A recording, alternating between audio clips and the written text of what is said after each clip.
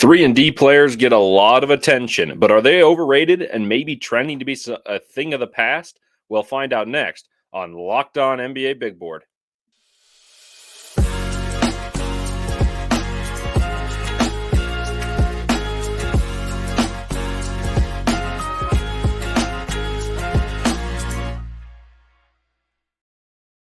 Hello and welcome into Locked On NBA Big Board. I'm Leif Thulin, as you guys know, and I'm excited to be talking to you guys about a topic that I've been thinking about. And I teased it last show with James.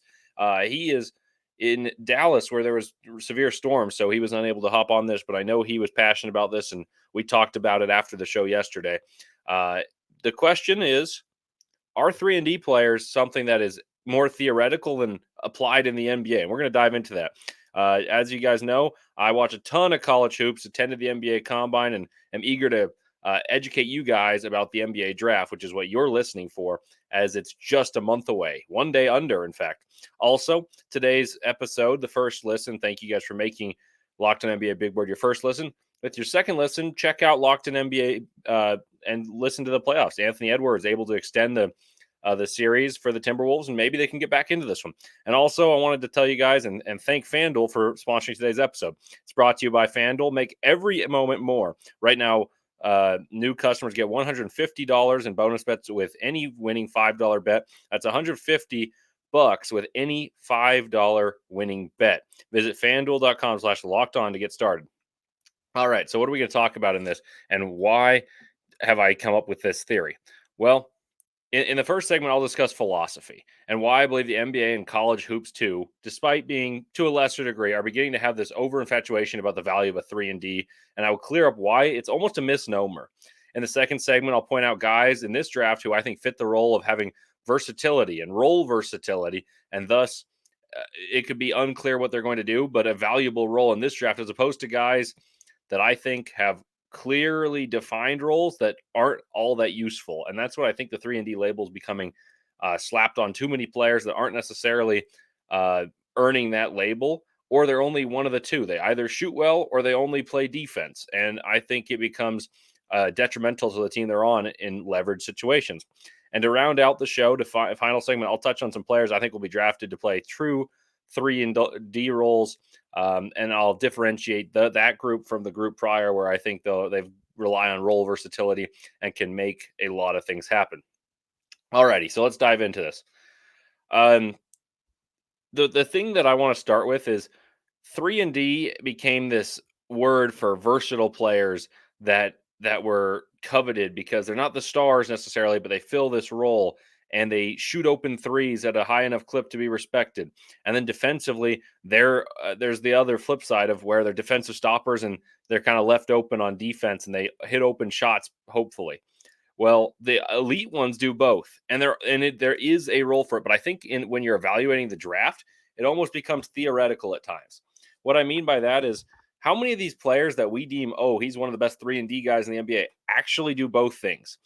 Like, you look at the guys who are being recognized and applauded for it in the playoffs right now.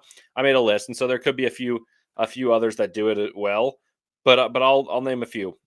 Jaden McDaniels, one of my favorite players in the NBA. I think he's underrated still after having been second team all defense. I think he should have been first team all defense. I think he's a top 3 defender in the entire NBA, despite Luka Doncic getting the better of him in this series. Jaden McDaniels, if you ask me, is really, really good. And he did score 24 and did knock down threes, but he's a guy that you almost hide on offense. Whereas there's going to be guys on the opposite side that you hide on defense who are really good shooters. There's a number of those in this draft too, I'll get to in the final segment. The next guy that stands out to me that's a true 3 and D would be Derrick Jones Jr. And I talked about this with James yesterday after the show. It's Derrick Jones Jr. does a lot of things. He really guards, he runs the floor, but he's a guy you intentionally leave open. When you're on defense and you're playing the Dallas Mavericks, you're going to load the paint and try to influence drives from Kyrie Irving, Luka Doncic, and say, okay, we're going to have Derrick Jones Jr. beat us. And if he does, tip the cap. So he's a guy who's defense and athleticism. And yeah, he's playing well, but he's a true 3 and D in the sense that you don't have to worry about much more than spot up shooting or a back cut lob or getting out in transition offensively. He doesn't really do anything with the basketball. And defensively, he's become really good. There's a little more of like okay, we have to find a way to score around him. And the Mavericks don't have that issue as much because they have just two of the most talented offensive playmakers with the ball in their hands that have ever played basketball. And they happen to be in the same backcourt. So it makes a little more sense to surround those two with defensively oriented wings. I would say, in comparison, you could look at PJ Washington. I don't think he's a 3 and D. PJ Washington, when he was with Charlotte, was on a worse team, but he was asked to do a lot and he was able to do a lot. So you see it at times. At the end of games, yes, he hits open threes. Yes, he's a guy you kind of dare to shoot, and the percentages aren't the most favorable, but he's able to attack closeouts and really do things with the basketball, whether it's a mid-post face-up, whether it's an attack closeout, shoots into a floater or a layup. He's more than a 3 and D, and he's showing that he's got winning capacities at a watered down level compared to the volume with which he was scoring on empty calorie buckets on the Charlotte Hornets. Another guy that I like to bring up, and this is kind of where we're going to transition, is Herb Jones.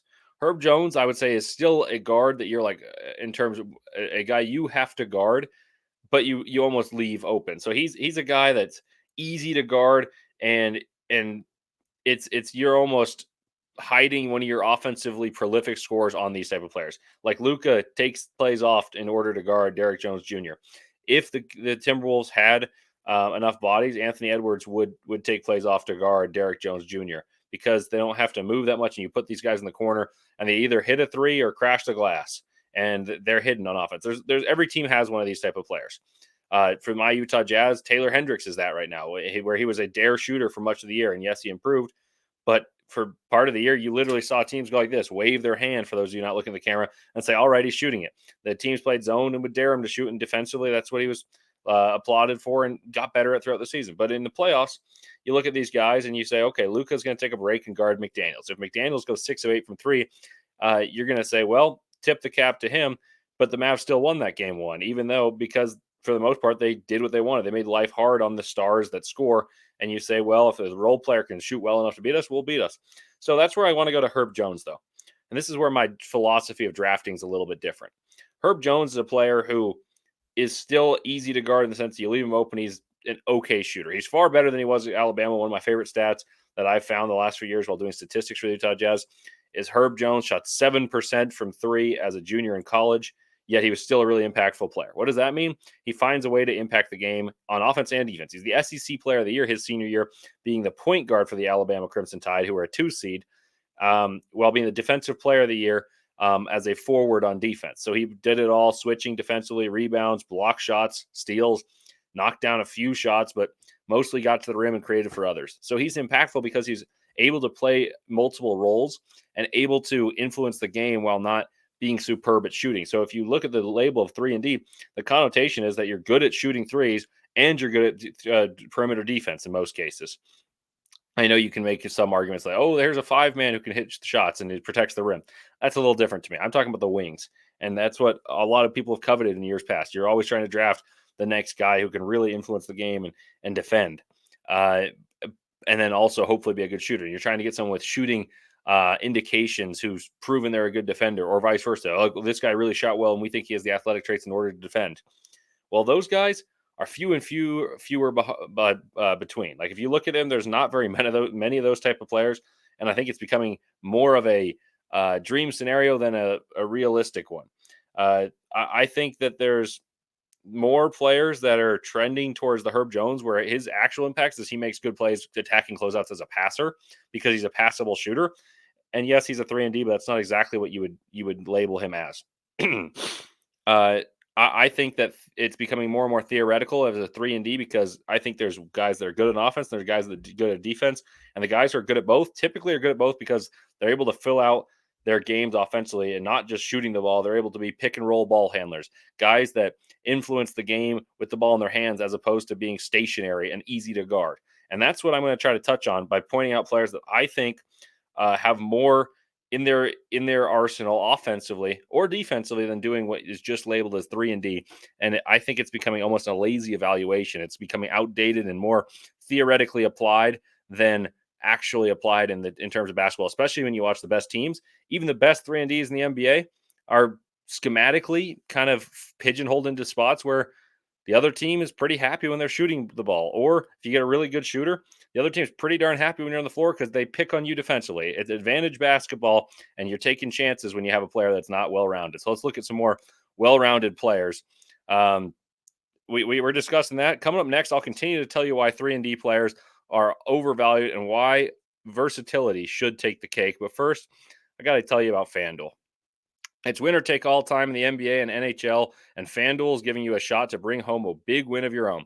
Right now, new customers get $150 in bonus bets with any $5 bet. That's $150 to bet on spreads, money lines, player props, and more. Visit FanDuel.com/locked on and make every playoff shot count. America, you guys got to check out FanDuel because it's pretty awesome. You can look at even the tennis betting. That's something I like to do. And you can look at the props and see, well, Sasha Zverev, who just beat Rafael Nadal for the fourth player who's ever done it, will he be able to win tomorrow? What are the odds for that? What are the odds that the Timberwolves can prolong the series even further after winning game 4 tonight? Can they defend home court and win game 5? Check it all out on FanDuel. Visit FanDuel.com/locked on and make every playoff shot count. FanDuel, America's #1 sportsbook.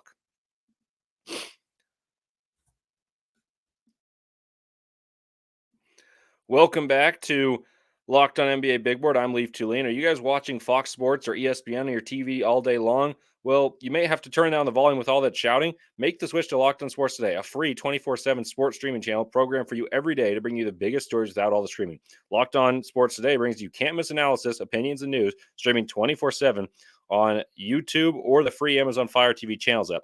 Part of the Locked On Podcast Network, your team every day.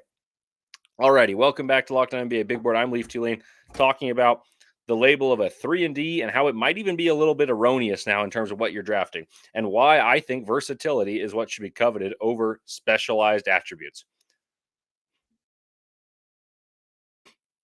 So, what does that actually entail? So, I mentioned that 3 and D is getting this label of guys that are long, rangy, shoot the ball when open, and are making defenses pay for making shots, but really the label, the way I see it, really has more to do with their defensive prowess and their ability to pressure the ball defensively. Well, that's all good, well and good, but I mentioned some of the premier 3 and Ds in the NBA and their shortcomings. McDaniels left wide open. If he punishes you, he punishes you.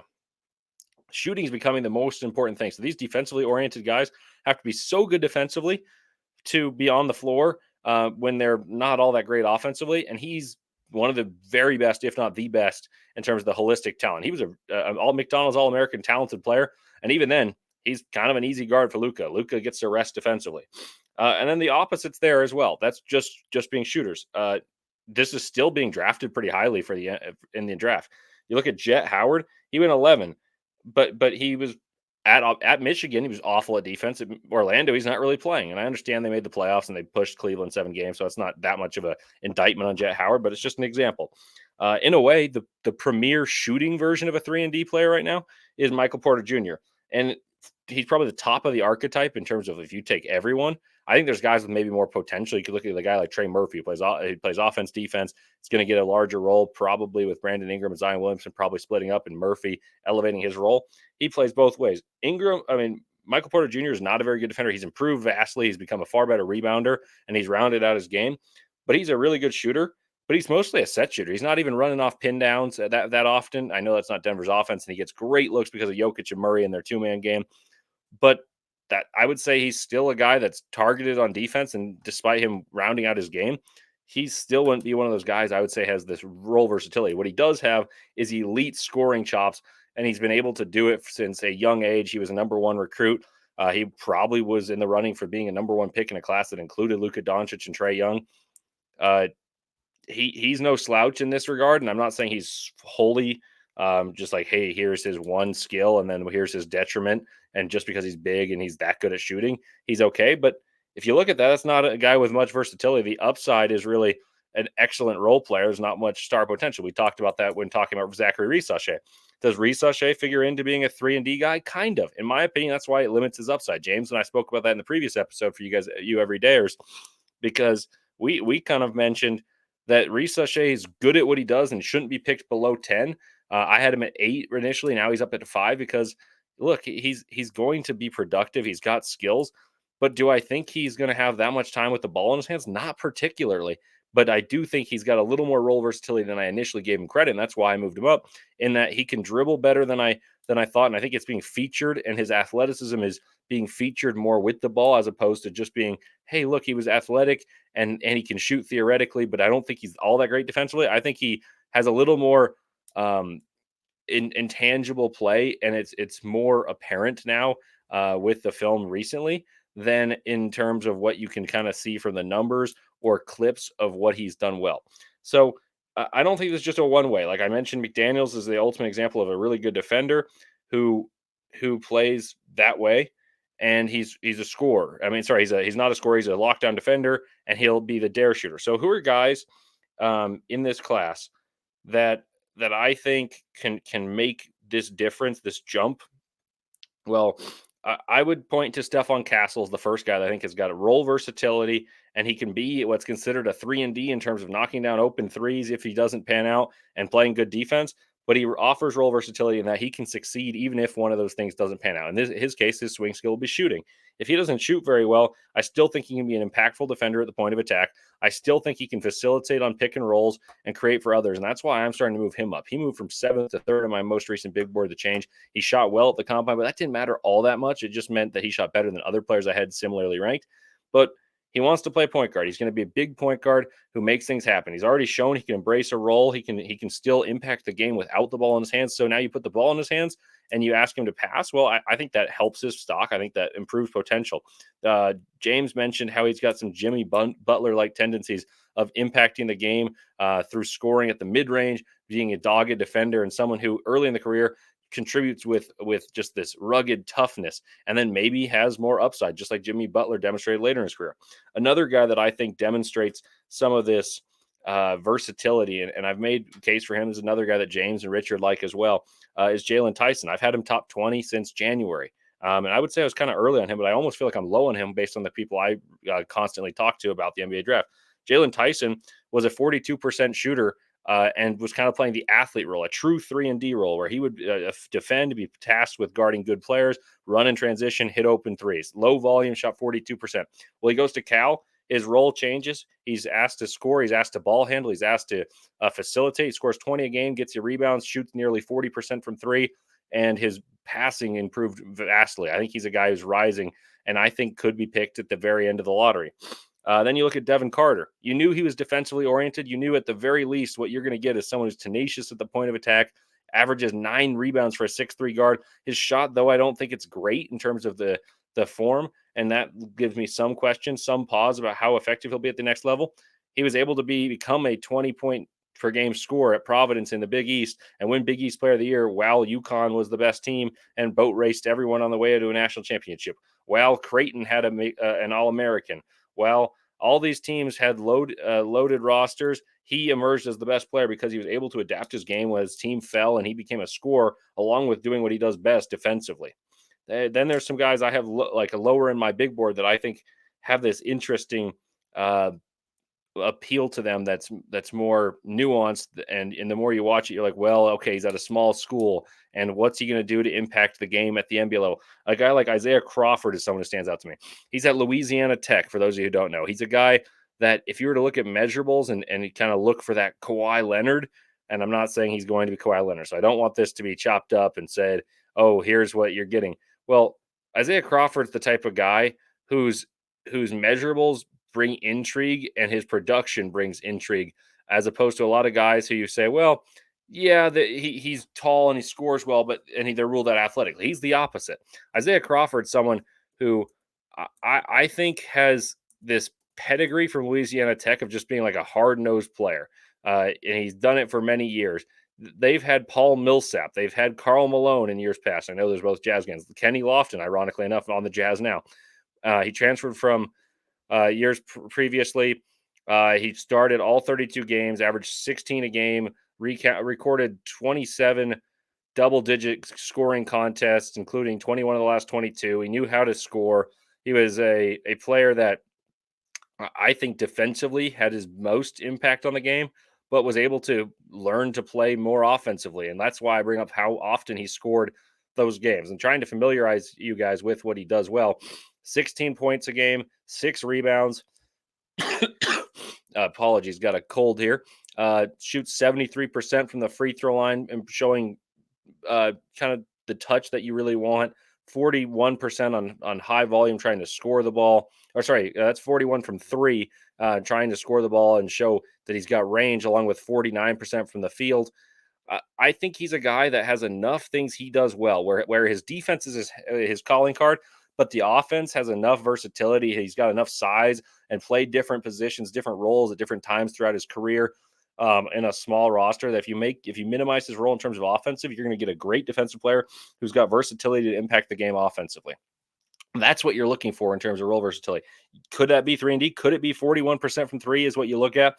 And defense, all defense of his conference? Yeah, that's probably what you look at. But the fact he had to mold his career and score in different ways, develop his game further, that encourages me more than players who've kind of had a set role and only can hang their hat on either being a good shooter or a good defender. And obviously, there's some that are the best. Like the elite 3-and-Ds are very good shooters and very good defenders. So they aren't attacked or a guy to rest while guarding. Like think of Danny Green, ran off pin downs, knocked down open threes while he was with the Spurs. He also was impactful for the Lakers and the Raptors, multiple championship teams. KCP is a similar player. Think of Mikal Bridges. That's the ultimate guy when he was in Phoenix. But he was more than that, and that's what he proved. He was so good defensively, and he knocked down shots, but he had so much more in the bag, and that's why he was so coveted, is because he had more. He was just hiding in plain sight because they had players who needed the ball. Devin Booker, Chris Paul needed the ball. Mikal Bridges is what made those guys better because he defensively would help them and he would knock down open shots. But he goes to Brooklyn and shows he's so much more than that. And that's why I think you need a player with more versatility. Mikal Bridges, even in college, was a guy that would score well, and he was regarded extremely well at Villanova on that 2018 unbelievable team that was practically unbeatable in the postseason, Big East play, and March Madness, obviously. But the reason he was so good at the 3-and-D role is because he had more to his game. Whereas these guys who are kind of one-dimensional or semi good at both those things, shooting or defense on the wings, tend to get more exposed. And I think it's a dying breed in the NBA for what teams are coveting. Yes, teams are going to covet shooting, but defense is mattering more. And then if you're really good defensively and you don't shoot it that well, then your role is becoming minimized. And so there's going to be fewer and fewer spots for those Lou Dorts. The Andre Roberson is the ultimate example. A guy that was excellent at what he was best at, but he was detrimental on the other side of the basketball. So coming up next, we're going to continue to explore this and talk about some more players that I think resemble the most 3-and-D, that they have defined roles at 3-and-D, and I'll explain where I have them ranked in my board after a word from sponsors.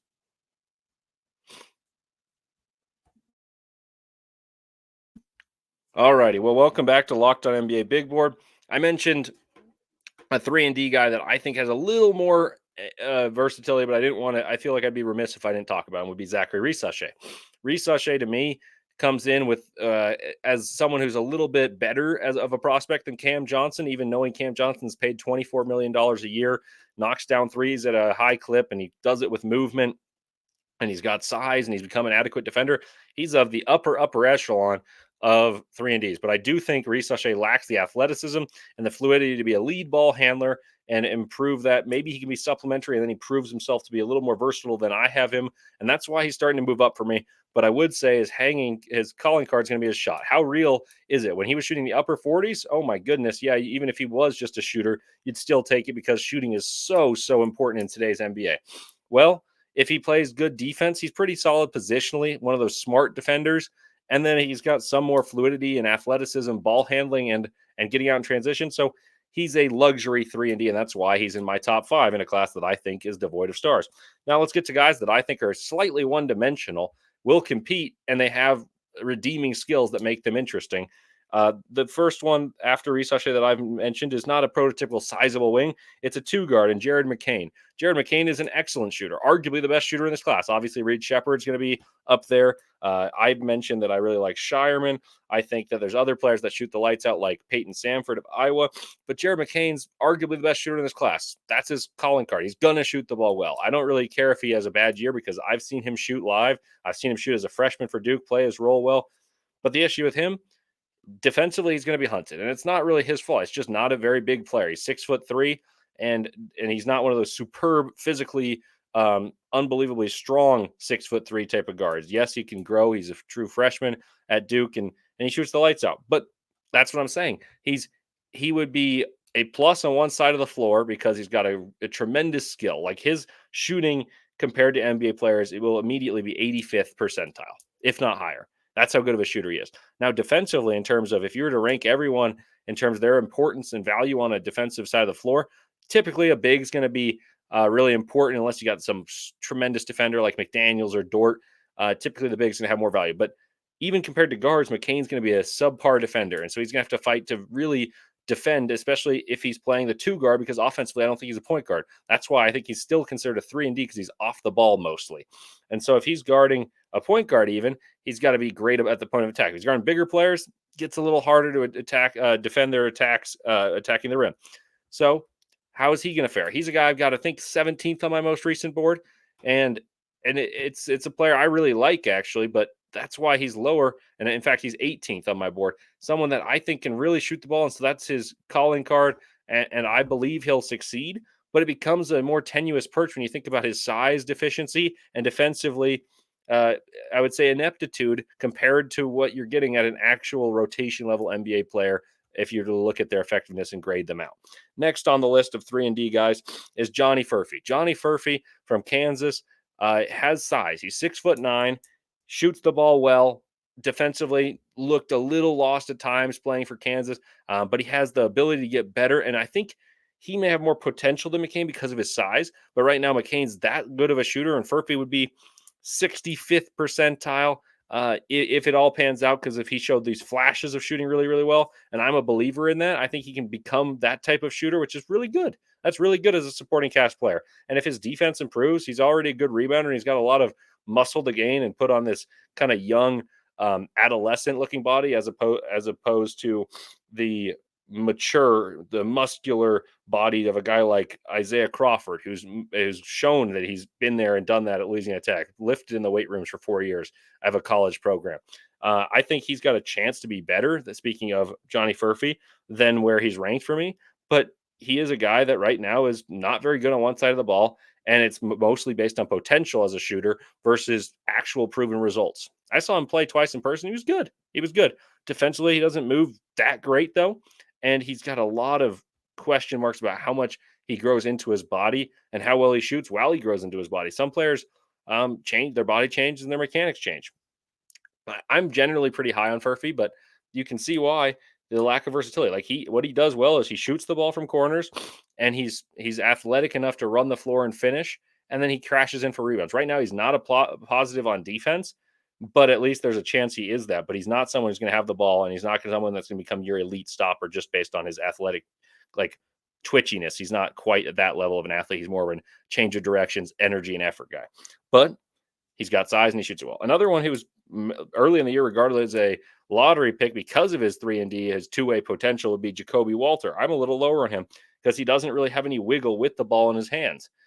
He doesn't change the way you guard him. He has the ability to run off pin downs, and I do think defensively his athleticism lends itself to guarding guards. So I think he is a little bit more evenly balanced on.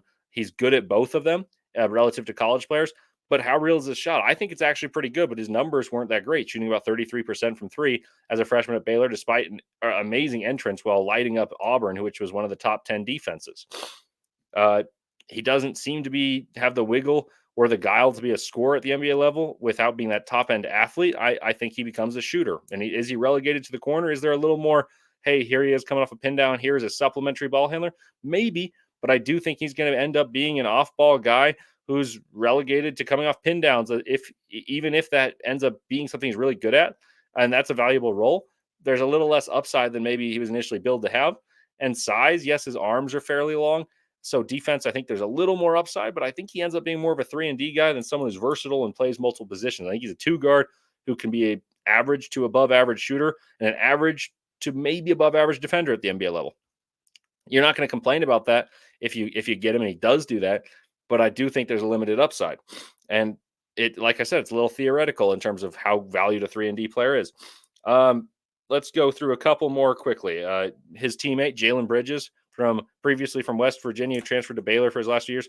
shot the ball really well. Defensively is okay, but not a tremendous athlete. I don't think he's all that great defensively.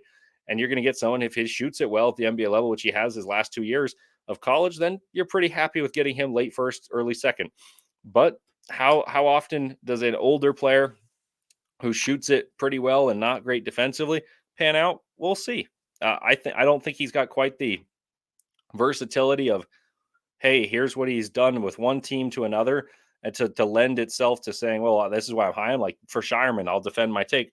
Shireman, yes, he may not be the best defender in the world. I'd say he's a little better, honestly, than Bridges, according to my eyes, just because he guards more of the top end defenders, whereas Baylor's guards typically did. Shireman also shot off the dribble. He shot off pin downs. He played point guard for 3 years at South Dakota State, knows the way to play basketball. I think he's going to be picked higher, even though Bridges showed himself well. You look at Jalen Wells, Peyton Samford, Tristan Da Silva, all those guys projected as shooters who are going to be okay defensively, maybe even a below average. Wells may be the best athlete of that group.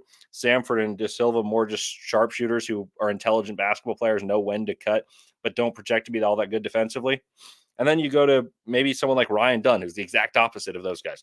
He's all world defensively. He could be 90th to 95th percentile defensively at the NBA, guard wings, protect the rim, run the floor, can't shoot at all. And so you're going to leave him open. So there's an ineptitude on one side of the basketball. It just means how much can you cultivate it? How much can he be respected on one side of the basketball? Just as much as how much can other guys who are good shooters but don't defend, how much respect can they get? How protected can they be by the rest of the team roster construction in order to be effective? So let me know what you guys think in the comments, because this is something I've been thinking about, and how versatility matters more and more today in the NBA. And that's why it's influenced the way I've conducted my board. It's influenced the way that I've evaluated players, because I think the teams that have guys that are good two-way basketball players that have had different roles throughout their NBA careers or collegiate careers and then were drafted and have succeeded at different things are the way to win. But you look at the Boston Celtics. The Boston Celtics obviously have two tremendous two-way wings that I would say are very, very good in Tatum and Brown. But I wouldn't consider either of them really 3-and-D, even though they're both good at both. Like, they're both good shooters. They're both good defenders. And obviously they do a ton more with the ball. But then you look at Derek White. He'd be the luxury 3-and-D. Like, if you're really getting technical with the term, well, Derek White played point guard for much of his NBA career. And he's passing, and then he's defending some of the best players. And then now he's off the ball a lot when the ball's in the hands of the stars. And he hits open threes all the time, but he's also able to score 20 in some games, be on the ball, be a guy, if you were to lose one of your other players, step up, handle a lot of playmaking responsibility while still being a tenacious on-ball defender who can switch. Drew Holiday, probably the best on-ball defender in the NBA, able to score a lot of points in different ways, has improved as a shooter, not a 3-and-D player. Like, the reason that they're so good is they only have one 3-and-D player on the roster who's a one-dimensional player, and he plays 8 minutes a game. That's Sam Hauser. Excellent shooter, upper echelon in terms of percentile of how good of a shooter he is compared to the NBA. Not a very good defender, but it doesn't matter because they have so many good defenders on their team, and yet he only plays 8 minutes. So the best teams typically don't have a deficiency on one side of the basketball on their roster. They are very well-rounded all around. So this is my pitch to saying that the 3-and-D is becoming an overused term that's not all encompassing for the players that you're describing. And if you are describing 3-and-D players with saying that, hey, this is what they're good at, and they're only good at one of those two things, I would hesitate to say they're really that much of a 3-and-D player. And if they are, you really got to be on the ilk of like Trevor Ariza, a Danny Green, a Contavious Caldwell Pope, who really excel at both sides of the ball, shooting open shots and defending your best player. I don't think that there's that many of those guys in this draft. So that's my pitch. And I'm very curious to see what you guys think. So thank you for listening. But one last thing for you guys. Locked On has launched the first ever National Sports 24/7 streaming channel on YouTube, and it's now also available on the Amazon Fire TV and the free Fire TV channels app. Locked On Sports Today is here for you 24/7, covering the top sports stories of the day with local experts of Locked On Plus, our national shows covering every league. Find Locked On Sports Today now available on the free Fire TV channels app. So thank you guys for listening. I appreciate it, and I'm really curious to see what you guys think in the comments section. So let me know, and check it out tomorrow with your next listen. Listen to Locked On NBA, and listen to this coverage about the Celtics in the finals and who will win this Western Conference Finals as it's been extended. Do the Mavs close it out in 5, or can the T-Wolves continue to make it more interesting? So check them out, and Tune in tomorrow for another excellent show with James, Richard, and I. Appreciate you guys. Thank you.